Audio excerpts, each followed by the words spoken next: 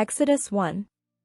These are the names of the sons of Israel who went to Egypt with Jacob, each with his family: Reuben, Simeon, Levi, and Judah, Issachar, Zebulun and Benjamin, Dan and Naphtali, Gad and Asher. The descendants of Jacob numbered 70 in all. Joseph was already in Egypt. Now Joseph and all his brothers and all that generation died, but the Israelites were exceedingly fruitful. They multiplied greatly, increased in numbers, and became so numerous that the land was filled with them.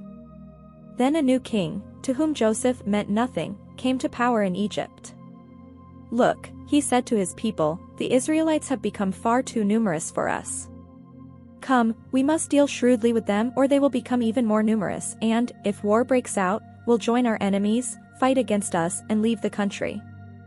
So they put slave masters over them to oppress them with forced labor, and they built Pithom and Ramesses as store cities for Pharaoh. But the more they were oppressed, the more they multiplied and spread, so the Egyptians came to dread the Israelites and worked them ruthlessly. They made their lives bitter with harsh labor in brick and mortar and with all kinds of work in the fields. In all their harsh labor the Egyptians worked them ruthlessly.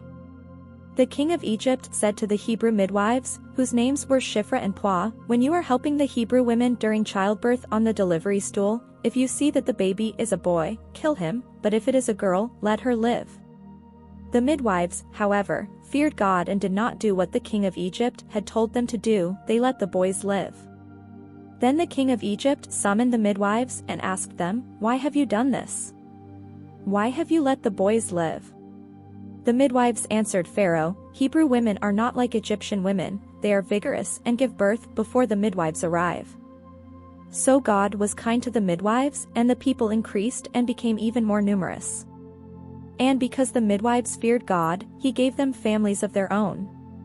Then Pharaoh gave this order to all his people, "Every Hebrew boy that is born you must throw into the Nile, but let every girl live."